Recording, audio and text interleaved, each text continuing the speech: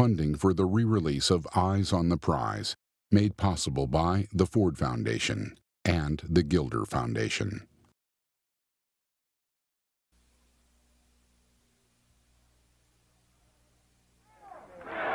Selma, Alabama, 1965. No, I don't need to leave. We have come to register to vote.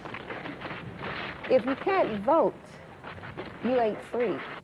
And if you ain't free, well, then you're a slave. We're willing to be beaten for democracy. Years of struggle came down to this climactic battle for voting rights. Before it ended, black and white Americans gave their lives. But would that be enough? You beat people bloody in order that they will not have the privilege to vote. I know the one thing we did right was the day we started to fight. Keep your eyes on the prize. Hold on, hold on. Keep your eyes on the prize. Hold on.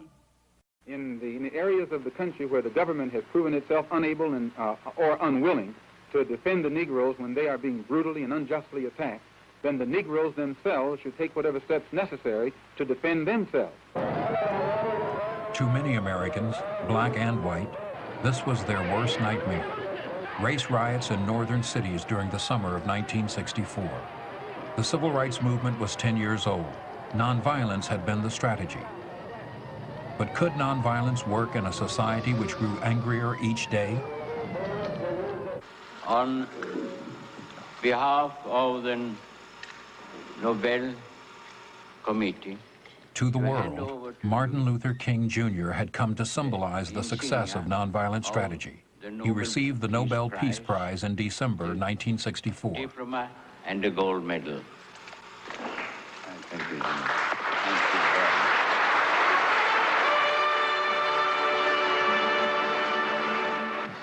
But in America, young militants were beginning to challenge King's leadership. Dallas County, Selma, Alabama. For more than a year, organizers from the Student Nonviolent Coordinating Committee, SNCC, had worked with local residents in waging a voter registration campaign. They met solid resistance.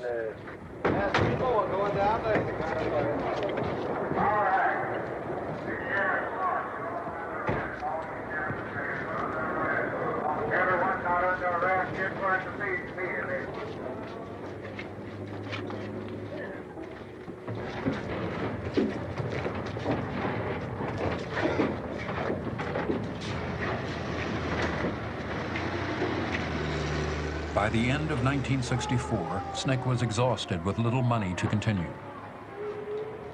Selma's black leaders turned to Martin Luther King and the Southern Christian Leadership Conference for help. Today marks the beginning of a determined, organized, mobilized campaign. King's presence reopened an old rivalry between the ministers of SCLC and the young organizers of SNCC. We felt that there should be a projection and an organization of indigenous leadership, leadership from the community. Whereas the Southern Christian Leadership Conference took the position that Martin was a charismatic leader who was mainly responsible for raising money, and they raised most of the money off of his leadership. But this differences in leadership then led to differences in style of work. We wanted a movement that would survive the loss of our lives. Therefore, the necessity to build a broad-based movement and not just a charismatic leader.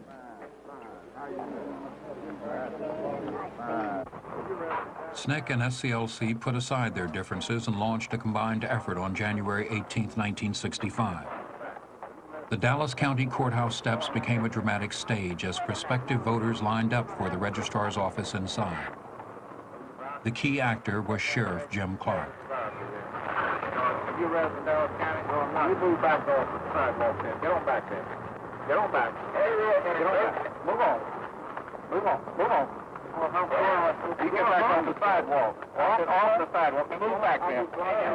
You are blocking the traffic and you have to be in the line. Move back. Movement leaders counted on Clark to draw media attention, the kind of attention that would interest Washington and win voting rights legislation.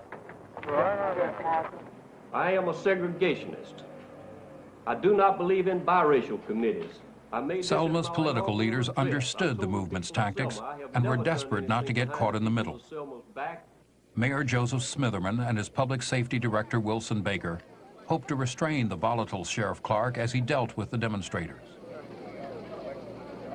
They picked Selma just like a movie producer would pick a set. You had the right ingredients. I mean, you'd had to seen Clark in his day. He had a helmet liner like General Patton. He had the clothes, the Eisenhower jacket, and a swagger stick. And then Baker was very impressive. And I guess I was the least of all. I was 145 pounds and a crew cut and big ears. So you had a young mayor with no background or experience. Our city and our county has been subjected to the greatest pressures I think any community in the country has had to withstand. We've had in our area here outside agitation groups of all levels. We've had Martin Luther King. We have had people of the Nazi Party, the States' Rights Party. Both of these groups have come in. They have continually harassed and agitated us for approximately 3 or 4 weeks. More than half of Dallas County citizens were black, but less than 1% were registered by 1965. Throughout much of the South, custom and law had long prevented blacks from registering. In Selma, the registrar's office was open only 2 days a month. Registrars would arrive late, leave early, and take long lunch hours. Few blacks who lined up would get in, and getting in was no guarantee of being registered. President Johnson knew the problem, and now, having soundly defeated conservative Barry Goldwater in the recent election, he set this goal. I propose that we eliminate every remaining obstacle to the right and the opportunity to vote.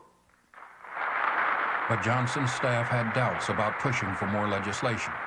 I think those of us who had been involved day in and day out in civil rights litigation, in getting the 1964 Civil Rights Act through Congress, were the people who were dragging our feet and wanted breathing room. The president didn't want that. He said, get it and get it now, because we'll never have a better opportunity to get legislation on any subject, including civil rights, than we have right now in 1965. We have the majority to do it, we can do it. Although Sheriff Clark tried to control his temper, the strain began to show. In mid-January, he arrested Mrs. Amelia Boynton, a highly respected community leader. Angered by Mrs. Boynton's arrest, 105 local teachers marched to the courthouse in protest, knowing they might be fired by the white school board.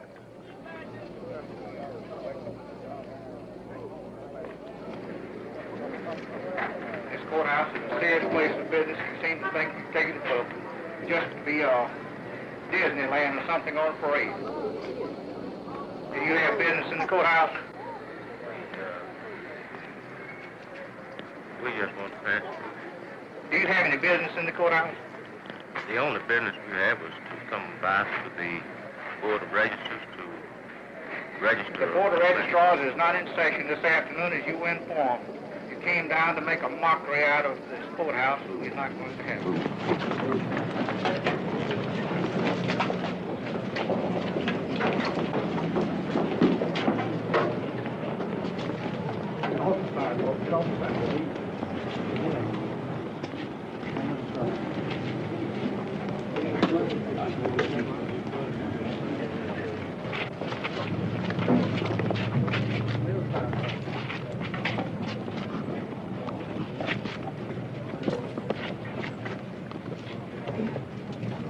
Now move.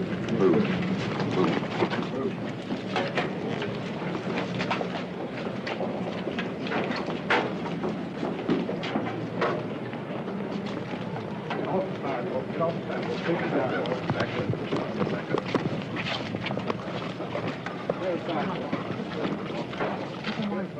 So I saw then that he was not going to arrest us as I really wanted him to do. Therefore, we asked the teachers then would regroup, and we marched back, not to the school, but to Brown Chapel Church, at which time there was a rally held.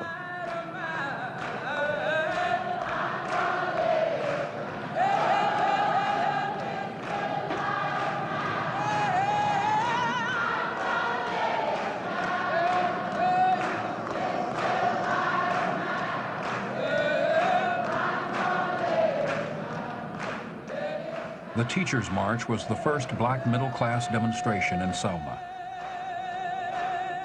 Cheyenne Webb and Rachel West were school children at the time.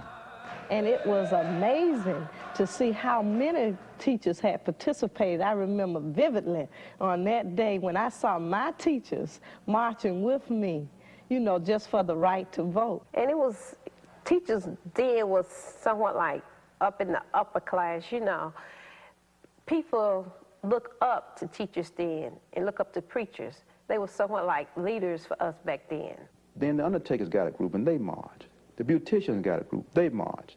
Everybody marched after teachers marched because teachers had more influence than they ever dreamed in the community. And we want you to know, gentlemen, that every one of you, see, we know your badge numbers, we know your names. In mid-February, Reverend C.T. Vivian, an SCLC organizer, confronted Sheriff Clark and his deputies on the courthouse steps. But believe me, there were those that followed Hitler, like you blindly follow this Sheriff Clark, who didn't think their day would come. But they also were pulled into the courtrooms, and they were also given their death sentences. You're not this bad a racist, but you're racist in the same way that Hitler was a racist. And you're blindly following a man that's leading you down a road that's going to bring you into federal court. Now, I am representing people in Dallas County, and I have that right to do so. Now, and as I represent them, and they can speak for themselves, is what I'm saying true? Yes. Is it what you think and what you believe? Yes. For this is not a local problem, gentlemen. This is a national problem. You can't keep anyone in the United States from voting without hurting the rights of all other citizens. Democracy's built on this. This is why every man has the right to vote, regardless. And he started shouting at me that I was a Hitler, I was a brute, that I was a Nazi. I don't remember everything he called me. And I did lose my temper then. We have come to be here because they are registering at this time. Turn that light out. And we find me and I can't enforce the law with the light in my face. We have come to register. And this is our reason for being here. We're not You're blinding me with that light. We're not Move back. Well, no, you can arrest us.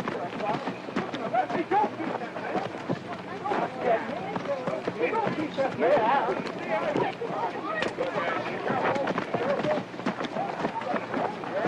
You want to arrest us? You don't have to beat us. No, you don't have to beat us.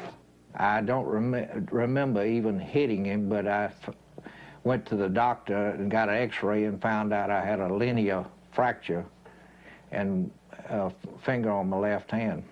With Jim Clark, it was a clear engagement between the forces of movement and the forces of the structure that would destroy movement. It was a clear engagement between those who wished the fullness of their personalities to be met and those that would destroy us physically and psychologically. You do not walk away from that. This is what movement meant. Movement meant that finally we were encountering on a mass scale the evil that had been destroying us on a mass scale. You do not walk away from that. You continue to answer it. If we're wrong, why don't you arrest us? Why don't you get out in front of the camera and go on? It's not a matter of being in front of the camera. It's a matter of facing your sheriff and facing your judge. We're willing to be beaten for democracy, and you misuse democracy in the street. You beat people bloody in order that they will not have the privilege to vote. You beat me in the side and then hide your blows. Go on. I don't need to leave. We have come to register to vote. Hey, everybody under arrest! Let them all go! You don't arrest me! I'm here to tell you tonight that the businessmen, the mayor of this city, the police commissioner of this city, and everybody in the white power structure of this city must take a responsibility for everything that Jim Clark does in this community.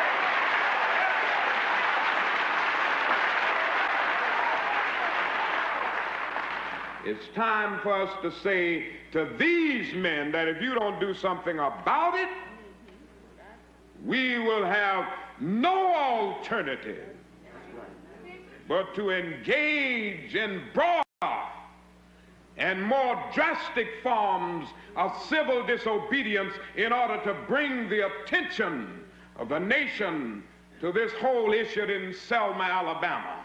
The campaign in Selma escalated when violence erupted during a march in a neighboring town. The march in Marion, Alabama was a nighttime march, and a nighttime march was always dangerous. And there was always discussion within the movement whether or not to have nighttime marches because they knew they were dangerous. We went up there this night, and we knew there was going to be trouble right away because local folks came up to us and threatened us, sprayed our cameras with black paint so we couldn't shoot, ordered us to put the cameras down, and harassed us. And it was a very tense situation. The whole town was surrounded that night by auxiliary police, state troopers, sheriffs, and everybody who wanted to come in, really, who felt like beating folk up. We went around the side of the church in an effort to get back into the church. Some of us tried to go back in the front door, and some of us just went where we could, because as we moved, they also moved. They was whipping us as we went. Somebody walked up behind me and hit me with an axe handle, hit me in the head with an axe handle. Drew blood, which required stitches, and I was taken to the hospital. But before I left, a white man walked up to me, and he said, "Are you hurt? Do you need a doctor?" And I was stunned, and I put my hand, the back of my head, and I pulled it back, and it was full of blood. And I said to him, "Yeah, I think I do. I'm bleeding." And then he thrust his face right up against mine, and he said, "Well, we don't have doctors for people like you." That same night, a young man named Jimmy Lee Jackson attempted to protect his mother from a similar attack. He was shot at point-blank range by an Alabama state trooper and died 8 days later.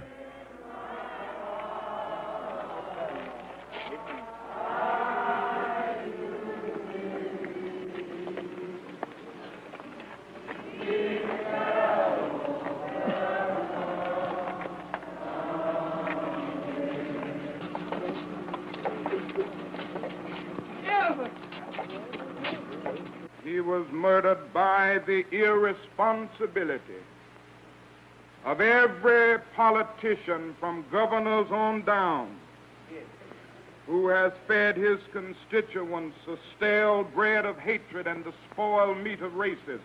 Yes, sir.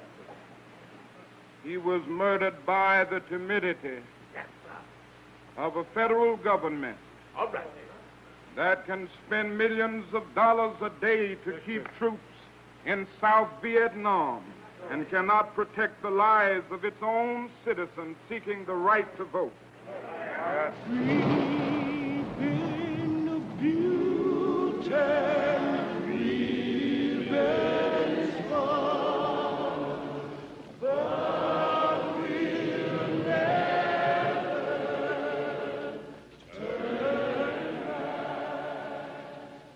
I just thought during that period it was just too much, too many funerals, and some of us would say, how many more? We was infuriated to the point that we wanted to carry Jimmy's body to George Wallace and dump it on the steps of the Capitol. We had got about like the white folk are. We had decided that we was gonna get killed or we was gonna be free. I'm gonna be frank about it, and all of us just about felt that way. So we had intended to do everything we could, so we was mad, I guess you say, and we said that we would take Jimmy down and just put his casket on those steps of the Capitol. In the nonviolent movement, if you went back to some of the classical strategies of Gandhi, when you have, say, a great violation of the people, and there's a great sense of injury, you have to give people a honorable means and context in which to express and eliminate that grief and speak decisively and succinctly back to the issue. Otherwise, your movement will break down in violence and chaos. As a response to Jimmy Lee Jackson's death, SCLC proposed a symbolic march that would begin in Selma and travel 54 miles to the Capitol in Montgomery. So agreeing to go to Montgomery was that kind of tool that would absorb a tremendous amount of energy and effort, and it would keep the issue of disenfranchisement before the whole nation. And the whole point was of walking from Selma to Montgomery, it'd take you 5 to 6 days, and which would give you the time to discuss in the nation through the papers, radio, television, and going around speaking what the real issues were. Governor Wallace was determined that the march would not take place. Such action would not be allowed on the part of any other group of citizens or non-citizens of the state of Alabama, and will not be allowed in this instance. The government must proceed in an orderly manner, and lawful and law-abiding citizens must transact their business with the government in such a manner. There will be no march between Selma, Alabama, and Montgomery, and I have so instructed the Department of Public Safety. Despite the governor's ban, 600 people gathered at Brown Chapel AME Church on Sunday, March 7th, to begin the march to Montgomery. Dr. King was preaching in Atlanta. Hosea Williams and John Lewis led the march. Lewis chose to march even though his organization, the Student Nonviolent Coordinating Committee, opposed SCLC's strategy and decided not to take part.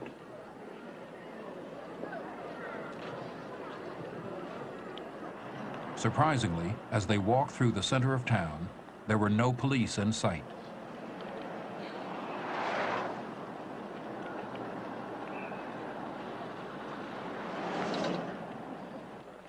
The route out of Selma crossed over the Edmund-Pettus Bridge.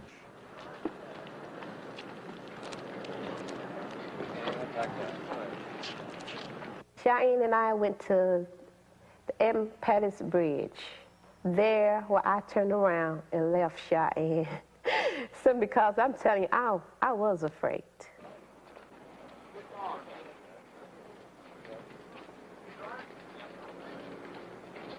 Waiting on the other side were Alabama state troopers, under orders from Governor Wallace to stop the marchers.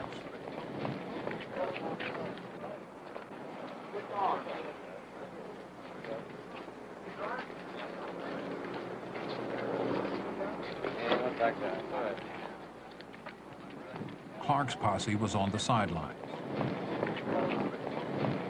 It'll be detrimental to your safety to continue this march, and I'm saying that this is an unlawful assembly. You have to disperse. You are ordered to disperse, go home, or go to your church. This march will not continue.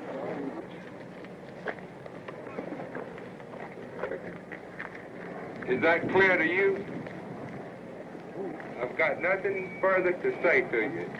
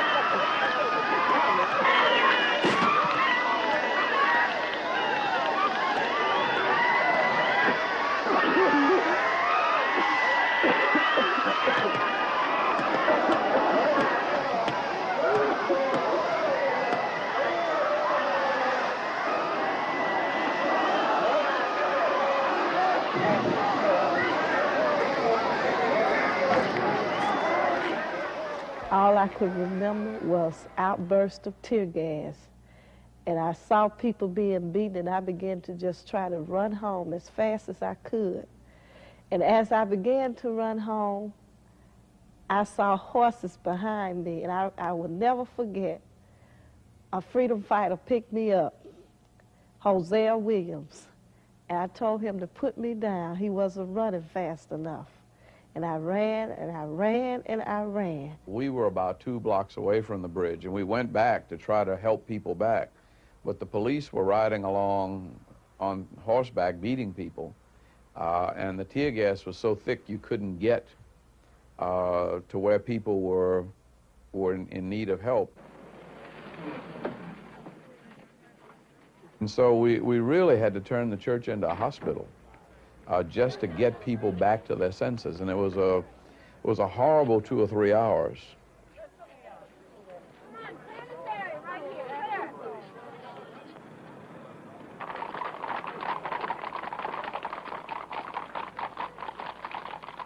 Shock gave way to anger. There was talk of retaliation. There were people who came back to the church and started talking about going to get their guns. You had to talk them down. And you had to talk them down by simply asking questions. What kind of gun you got? 32, 38? How's that going to hold up against the automatic rifles and 10-gauge shotguns that they've got? And how many you got? There are at least 200, shotguns out there with buckshot in them. You ever see buckshot? You ever see what buckshot does to a deer? And most of them had. And you make people think about the specifics of violence, and then they realize how suicidal and nonsensical it is. The day after Bloody Sunday, Governor Wallace reprimanded law enforcement officers for the scene on the bridge.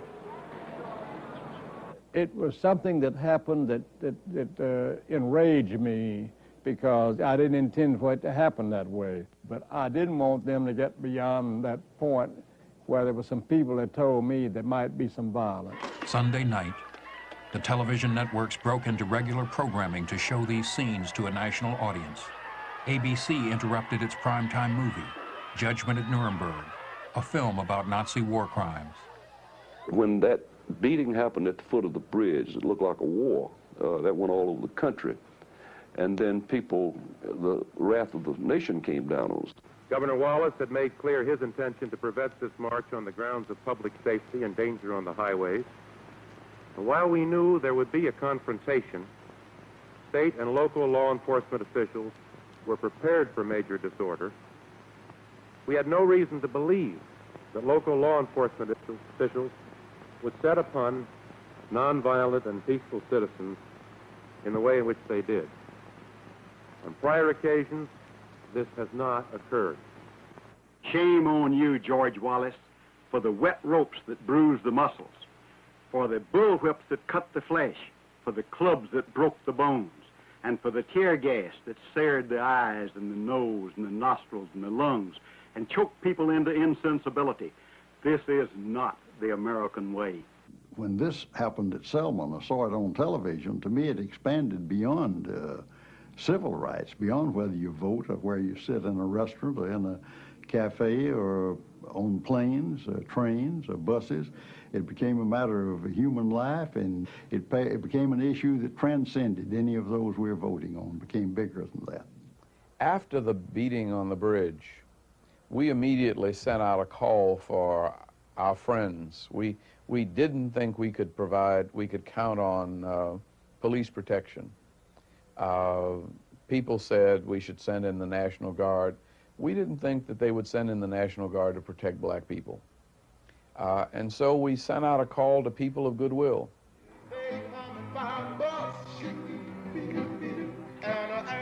From all over the country, people came to Selma, among them 450 white clergymen. Here, a group of people, black and white, saying to us, we are here to share with the people of Selma in this struggle for the right to vote. We have seen on the television screen the violence that took place, and we're here to share with you.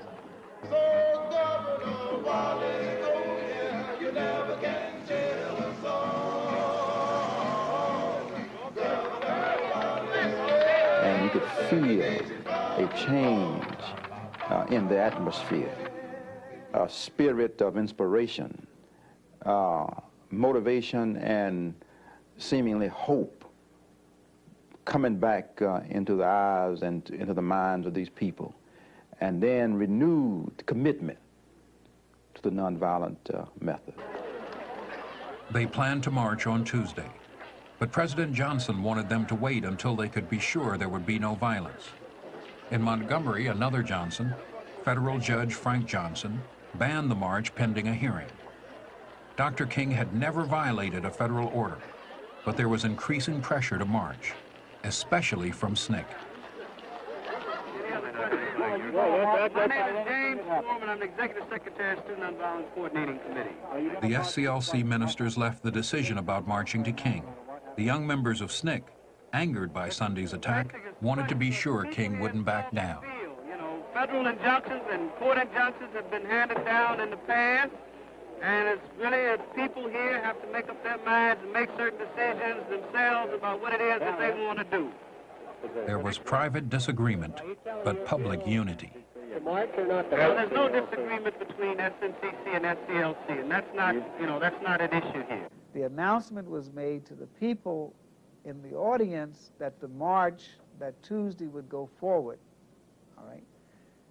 But some of us also knew that Dr. King had told, Judge Johnson, that he was going to call off the march. So we had a meeting from about 11 o'clock to 5 o'clock that morning where we were trying to lay out to him the necessity to keep his word to the people that the march would go forward and that it would not be called off.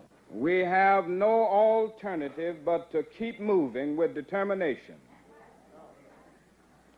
We've gone too far now to turn back. And in a real sense,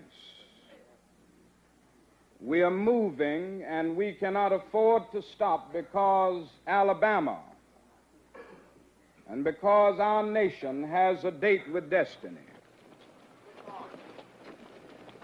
Tuesday, March 9th, 2,000 marchers set out to cross the Pettus Bridge.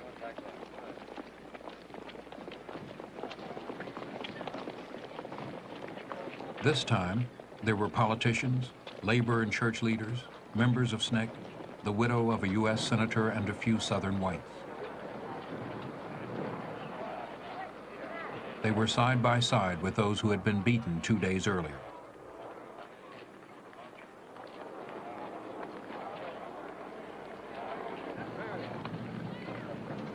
You are ordered to stop, stand where you are. This march will not continue. The marchers asked to kneel and pray. Because we know that America was founded on the principles that all men are created equal. Not just white men, but all men. We don't have much money, but we do have our bodies. And we lay them on the altar for thee and for our freedom today. Then Dr. King turned the marchers around and walked back across the bridge. Some expressed relief, others shock. All of a sudden, I realized that the people in front were turning around and coming back. And I was aghast. What is going on? Are we not going to go through with this confrontation? What's happening? The truth of it was that there was nothing much else to do. We'd been ordered by a judge not to go any further. If we had run into that police line, they would have beaten us up with court approval. SNCC members would call the turnaround a sellout, worsening the split between them and SCLC. For others, there was a sense of confusion. We waited to hear Dr. King's explanation of why this had been. We never fully understood.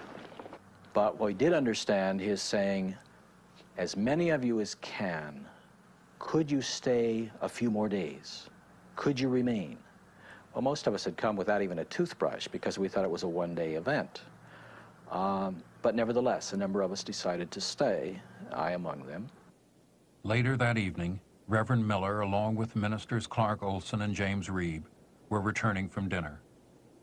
Unfamiliar with the town, they took a wrong turn past the Silver Moon Cafe. And as we started walking from across the street, there appeared 4 or 5 white men. And they yelled at us, "Hey, you niggers." And we did not look across at them, but we just sort of quickened our pace. We didn't run, but continued walking in the same direction. And they apparently came across the street from our left and behind us. And one of them was carrying a club. And Clark said he turned around and saw the club. just as it was swung. And Jim Reeb, being closest to the curb, caught the full impact of that blow. James Reeb died 2 days later. Ain't you got a right? Ain't you got a right? Ain't you got a right? Ain't you got a right? Ain't you got a right? Ain't you got a right to the tree of life? News of the attack provoked a national outcry. In many cities, demonstrators protested the violence in Selma. Ain't you got a right? Ain't you got a right? Ain't you got a right to the tree of life?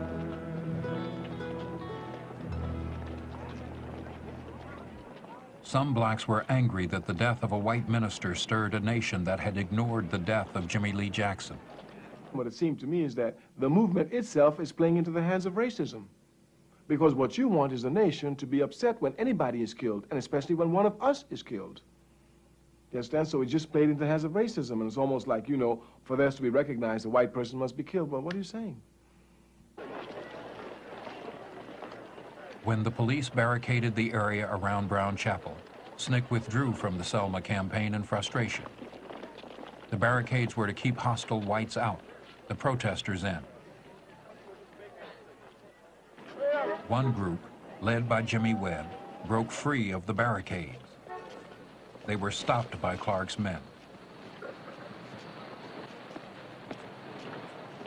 I can't follow you, and I'm not going to follow you and give you personal protection. I'm telling you, for your own benefit, you had better turn around and get out of this area. You're not going to the courthouse in a group on the condition that you come here, and I'll assure you that. All we would like to do, sir, is to go to the Courthouse is closed.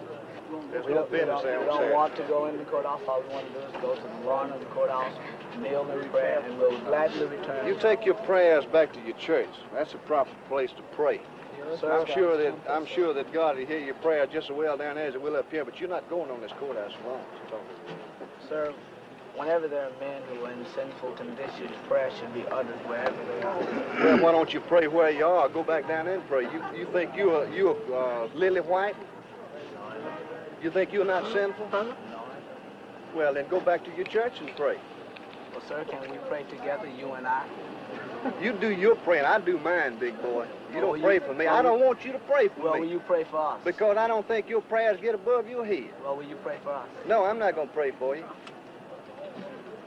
I'll tend to my business, you tend to yours. Now, you better move these people out of here. Sir, we're trying to protect you. Sir, sir, I don't have to love anybody I don't want to love. Sir, You do your own loving. You love your little niggas. I love who I please. Do you believe in equal justice for all? I believe in justice. Do you believe in equal justice? I don't believe in equal nothing. There's no two people in this world alike, and they are not equal on any terms or conditions. There's no two peas in the world alike. No two pieces of money nor nothing else. Then, sir, are you saying that if I have a quarter and I'm black and you have a quarter and you white, then my quarter isn't as worth as much as your quarter? That's your quarter. I'll my decide, quarter is worth? I'll decide what my quarter is worth. You use yours and I'll use mine. Buy you a catfish sandwich and yours. I have nothing else to say. What's the deal here now? You people in this small group want to turn and walk on back to the group. The rest of the group's down there waiting on We you. have your protection. We'll do everything we can. Just go on back down there. You didn't have it coming up here. Plans for the march to Montgomery remained at a standstill pending a federal court decision. Now, protecting the marchers became an issue for both President Johnson and Governor Wallace. We got to report how much it would take to guarantee absolute protection from everyone, and we didn't have the resources. So I called on President Johnson on Article 4, Section 4 of the Constitution to send us troops to help us maintain order. Wallace met with President Johnson in Washington on March 13th. What happened in the meeting was that the president totally snowed him. Governor Wallace didn't quite grovel, but he was so pliant by the end of the 2 hours, with President Johnson putting his arm around him and squeezing him and telling him it's a moment of history, and how do we want to be remembered in history? Do we want to be remembered as petty little little men, or do we want to be men remembered as great figures that faced up to our moments of crisis and that kind of thing. And then he led Governor Wallace out in the hopes that Governor Wallace, who was by that time like a rubber band, would give a press statement that confirmed his determination to protect the marchers at Selma, comply with the court order from Judge Johnson, and act like a responsible governor. Well, all I can say is that I am very hopeful that we can have a solution to the problems that confront us in this regard, and that I did request, I did make some suggestions, and I hope that we can have a cessation sometime of the demonstrations, although I recognize the right to peacefully assemble, but I do think there are limitations.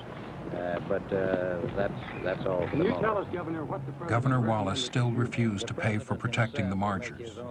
President Johnson, sensing the mood of the country, addressed Congress on national television. What happened in Selma is part of a far larger movement which reaches into every section and state of America.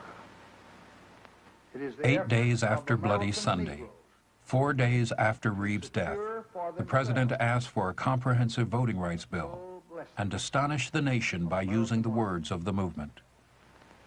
Their cause must be our cause too. Because it's not just Negroes, but really it's all of us who must overcome the crippling legacy of bigotry and injustice. And we shall overcome.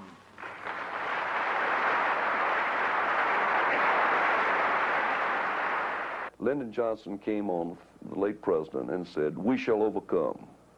And it's just like, you'd stuck a dagger in your heart or something like that. I mean, you know, what's this guy doing?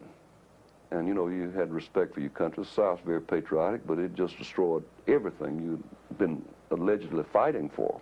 We were all sitting around together, and Martin was sitting in a chair looking toward the TV set. And when LBJ said, "And we shall overcome," we all cheered, and I looked over toward Martin, and Martin was very quietly sitting in the chair, and a tear ran down his cheek. It was a victory like none other. It was an affirmation of the movement. But SNCC didn't see any victory. In Montgomery, where they had moved operations, they were being beaten by Alabama police as they tried to confront Governor Wallace.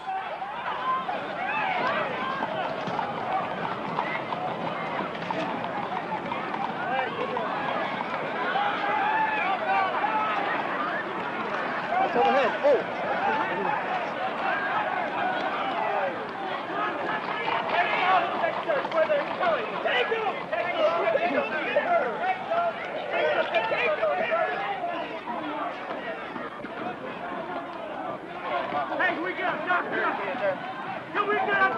There's only one man in this country that can stop George Wallace and those posses. We can present thousands and thousands of bodies in the streets if we want to. And we can have all of the soul force and the moral commitment around this world. But a lot of these problems will not be solved until that shaggably over place called the White House begins to shake and gets on the phone and says, "Now listen, George, we coming down there and throw you in jail if you don't stop that mess." That's the only way it's going to be stopped.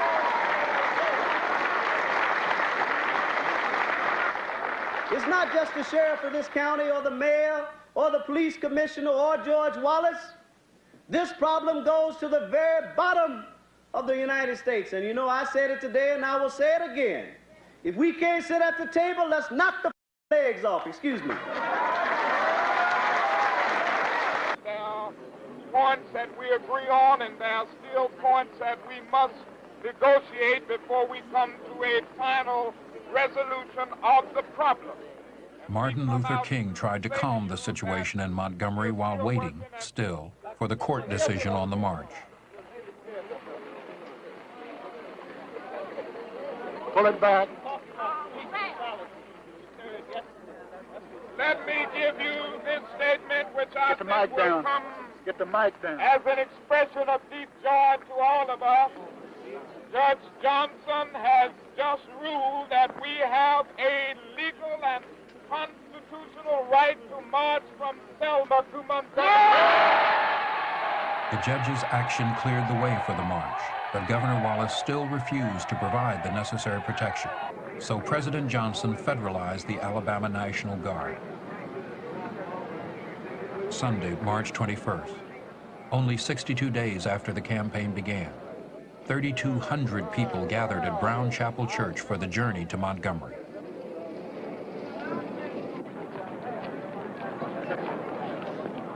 We are going to walk non-violently and peacefully to let the nation and the world know that we are tired now.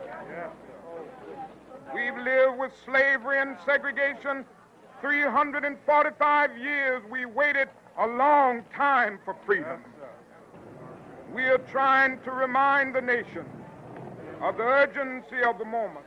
Now is the time to make real the promises of democracy. Now is the time to transform Alabama, the heart of Dixie, to a state with a heart for brotherhood and peace and goodwill. Now is the time to make justice a reality for all of God's children.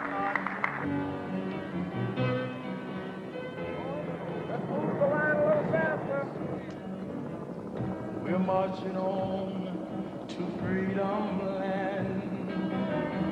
We're marching on to freedom land. 'Cause our strength from day to day as we walk the narrow way.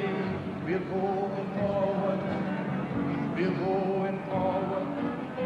One day we're going to be free. Oh, we're marching on. Come on, to freedom land. Come on. We're marching on to freedom land. 'Cause our strength from day to day as we walk the narrow way. As we walk the narrow way. We're going forward. We're going forward. One day we're going to be free. One day we're going to be.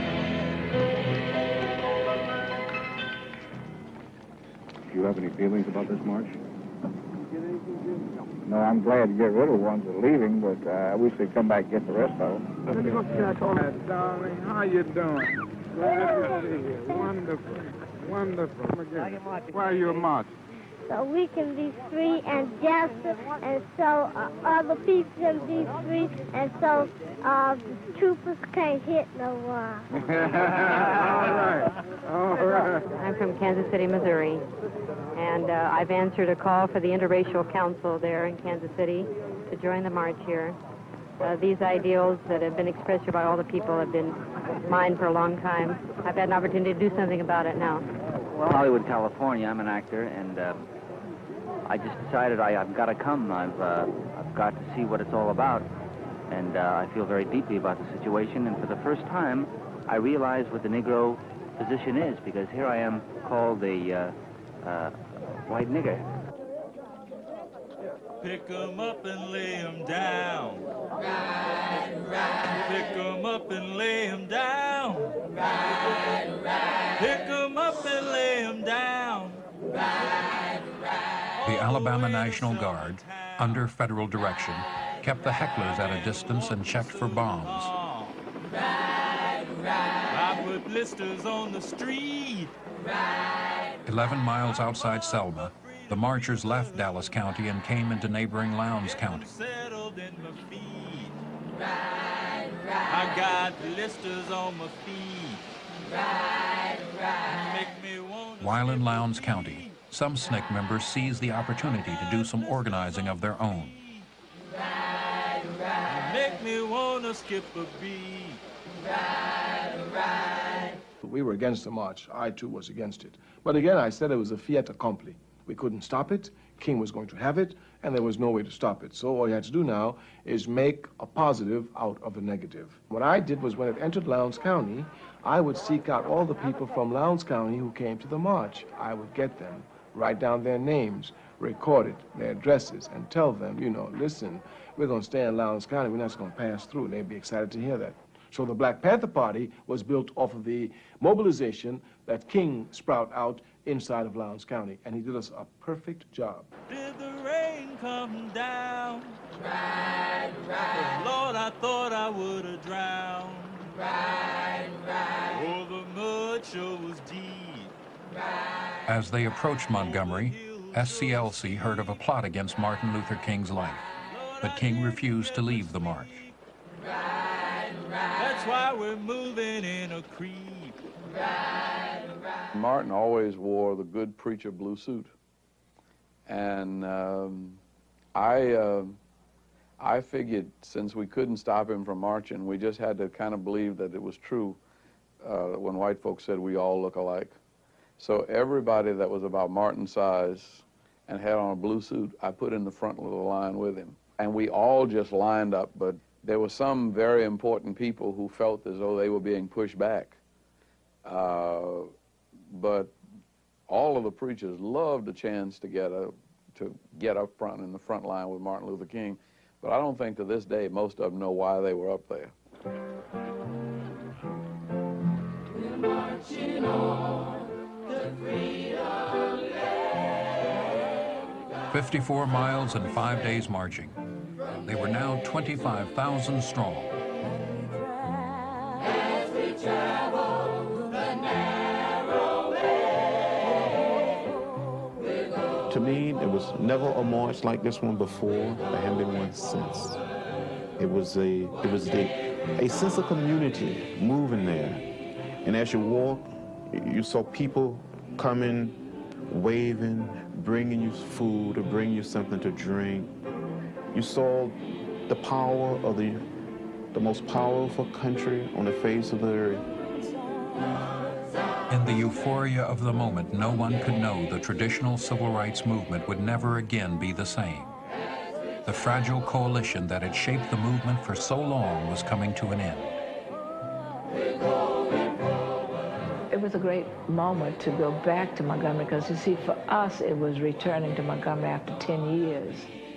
And I kept thinking about 10 years earlier, how we were visibly just blacks. And when you looked at that march, you had Catholic priests and nuns, and you had other clergy, and you had a lot of white people. It was really a beautiful thing to pass Dexter Avenue and go toward the Capitol, marching together and listening to Martin's speech. We must come to see that the end we seek is a society at peace with itself, a society that can live with its conscience. And that will be a day not of the white man, not of the black man. That will be the day of man as man. However difficult the moment, yes, however frustrating the hour, it will not be long, because truth crushed earth will rise again. Yes, how long? Not long. Yes, because no lie can live forever. Yes, how long? Not long. Because the arc of the moral universe is long, but it bends toward justice. Yes, how long? Not long. Not long. Because mine eyes have seen the glory of the coming of the Lord. Yes, he's trampling out the vintage where the grapes of wrath were stored. Yes, he's loosed the fateful lightning of his terrible swift sword. His truth is marching on. Glory, hallelujah. Glory, hallelujah. Glory, hallelujah. Glory, hallelujah. His truth is marching on.